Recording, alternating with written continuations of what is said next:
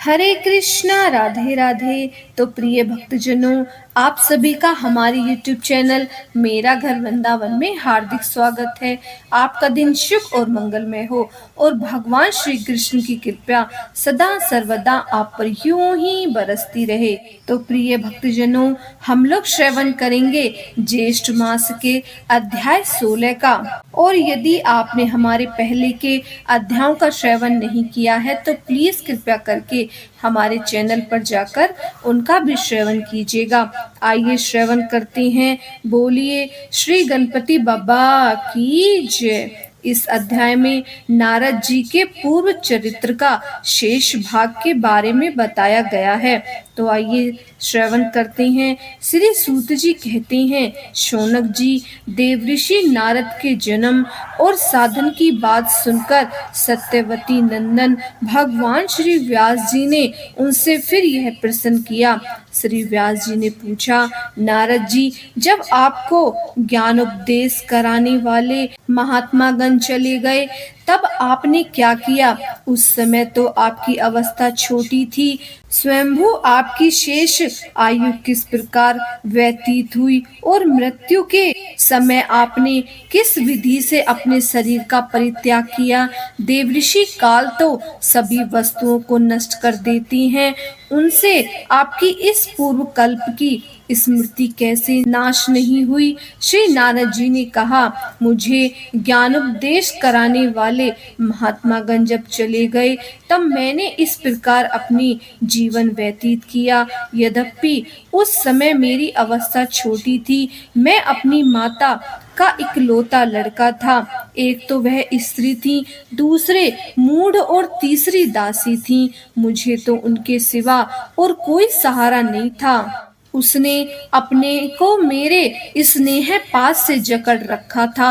वह मेरे योगक्षेम की चिंता तो बहुत करती थी, परंतु पराधीन होने के कारण कुछ कर नहीं पाती थी। जैसे कठपुतली नचाने वाले की इच्छा के अनुसार ही नाचती है, वैसे ही यह सारा संसार ईश्वर के अधीन है। मैं भी अपनी माँ के स्नेह बंधन में बंधकर उस ब्राह्मण बस्ती में रह रहा था। मेरी अवस्था केवल 5 वर्ष की थी। मुझे दिशा, देश और काल के संबंध में कुछ भी ज्ञान नहीं था। एक दिन की बात है, मेरी माँ गो दूने के लिए रात के समय घर से बाहर निकली। रास्ते में उसके पैर से सांप छू गया। उसने उस बेचारी को डस लिया। उस सांप का क्या दोष?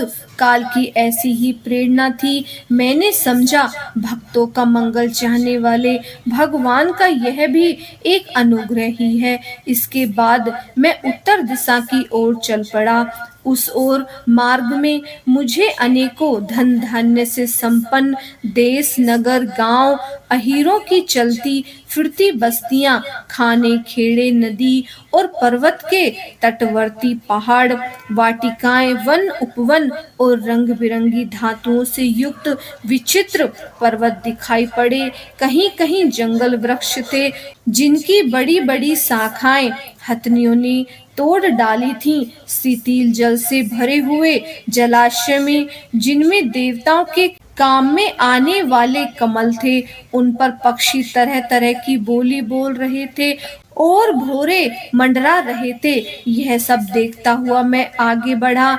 मैं अकेला ही था। इतना लंबा मार्ग तय करने पर मैंने एक घोर गहन जंगल देखा। उसमें नरकट, बांस, सेठा, कूस, कीचड़ आदि खड़े थे, जिनकी लंबाई चौड़ाई भी बहुत थी, और वह सांप, उल्लू, सियार आदि भयंकर जीवों का घर हो रहा था। देखने में बड़ा भयानक लगता था। चलते चलते मेरा शरीर और इंद्रियां स्थिर हो गईं। मुझे बड़े जोर की प्यास लगी। भूख तो लग ही रही थी। वहां एक नदी मिली। उसके कुंड में मैंने स्नान, जलपान और आचमन किया। इससे मेरी थकावट मिट गई। उस विजन वन में एक पीपल के नीचे आसन लगाकर मैं बैठ गया। उन महात्माओं से जैसा मैंने सुना था, हृदय में रहने वाले परमात्मा के उसी स्वरूप का मैं मन ही मन ध्यान करने लगा। भक्ति भाव से वशीभूत कृतचित्त द्वारा भगवान के चरण कमलों का ध्यान करते ही भगवान प्राप्ति की उत्कट लालसा से मेरे नेत्रों में आंसू झलक आए और हृदय में धीरे धीरे भगवान प्रकट हो गए। व्यास जी, उस समय प्रेम भाव के अत्यंत उद्रेक से मेरा रोम रोम पुलकित हो उठा और हृदय अत्यंत शांत और शीतल हो गया। उस आनंद की बाढ़ में मैं ऐसा डूब गया कि मुझे अपना और ध्येय वस्तु का तनिक भी भान न रहा। भगवान का वह अनिर्वचनीय रूप समस्त शोकों का नाश कराने वाला और मन के लिए अत्यंत लुभावन था। सहसा उसे न देख मैं बहुत ही विकल हो गया और अनमाना सा होकर आसन से उठ खड़ा हुआ। मैंने उस स्वरूप का दर्शन फिर करना चाहा, किंतु मन को हृदय में समाहित करके बार बार दर्शन की चेष्टा करने पर भी मैं उसे नहीं देख सका। मैं अतृप्त के समान आतुर हो उठा। इस प्रकार निर्जन वन में मुझे प्रतन करते देख स्वयं भगवान ने जो वाणी के विषय नहीं है, बड़ी गंभीर और मधुर वाणी से मेरे शोक को शांत करते हुए से कहा, खेद है कि इस जन्म में तुम मेरा दर्शन नहीं कर सकोगे। जिनकी वस्तुएं पूर्णतया शांत नहीं हो गई हैं, उन अधकचरे योगिनियों को मेरा दर्शन अत्यंत दुर्बल है। निष्पाप बालक, तुम्हारे हृदय में मुझे प्राप्त करने की लालसा जागृत की करने के लिए ही मैंने एक बार तुम्हें अपने रूप की झलक दिखाई है। मुझे प्राप्त करने की आकांक्षा से युक्त साधक धीरे धीरे हृदय की संपूर्ण वासनाओं का भली भांति त्याग कर देता है। अकल्पनीय संत सेवा से ही तुम्हारी चित्तवृत्ति मुझ में स्थिर हो गई है।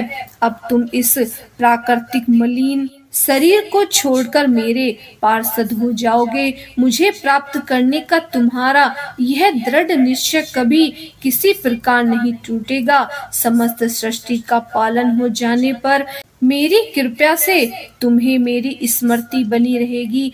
आकाश के समान अव्यक्त सर्वशक्तिमान महान परमात्मा इतना कहकर चुप हो गए। उनकी इस कृपा का अनुभव करके मैंने उन श्रेष्ठ से भी श्रेष्ठतर भगवान को सिर झुकाकर प्रणाम किया। तभी से मैं लज्जा संकोच छोड़कर भगवान के अत्यंत रहस्यमय और मंगलमय मधुर नामों और लीलाओं का कीर्तन और स्मरण करने लगा। इस प्रह और मद मत्सर मेरे हृदय से पहले ही निवृत्त हो चुके थे।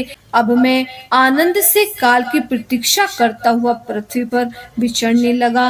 व्यास जी, इस प्रकार भगवान की कृपा से मेरा हृदय शुद्ध हो गया, आसक्ति मिट गई और मैं श्री कृष्ण परायण हो गया।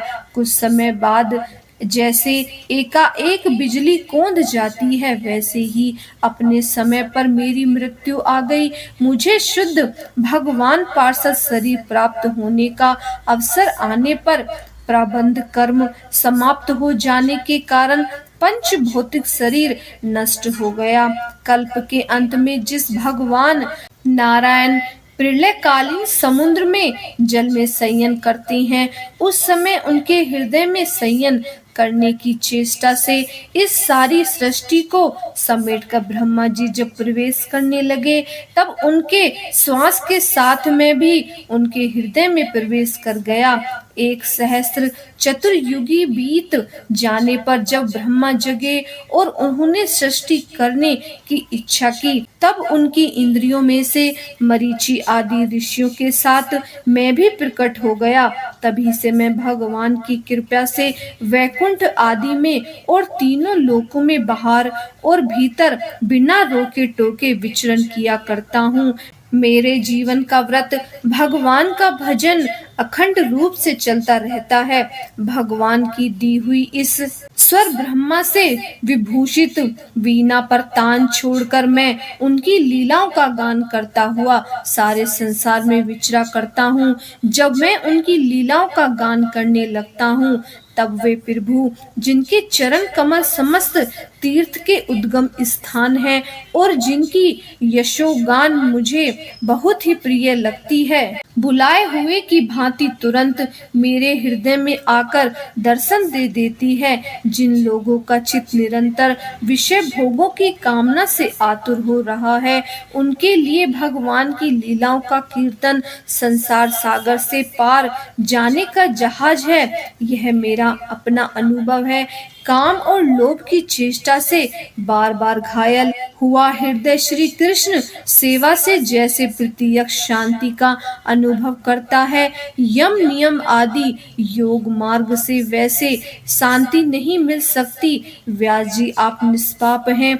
आपने मुझसे जो कुछ पूछा था वह सब आपने जन्म और साधन का रहस्य तथा आपकी आत्मा संतुष्टि का उपाय मैंने बतला दिया है। श्री सूत जी कहते हैं, शौनक आदि ऋषियों देवऋषि नारद ने व्यास जी से इस प्रकार कहकर जाने की अनुमति ली और वीणा बजाते हुए स्वच्छंद विचरण करने के लिए वे चल पड़े। आहा, ये देवऋषि नारद धन्य हैं, क्योंकि ये सारंग पानी भगवान की कीर्ति को अपनी वाणी पर गा गा कर स्वयं तो आनंद मगन होते हैं, साथ साथ इस त्रिता तप्त जगत को भी आनंद करते रहते हैं। हरे कृष्णा, राधे राधे।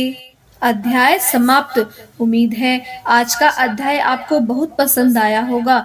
यदि पसंद आया है तो प्लीज हमारे चैनल को सब्सक्राइब कीजिएगा, लाइक कीजिएगा और इस वीडियो को ज्यादा से ज्यादा शेयर कीजिएगा। हरे कृष्णा, राधे राधे।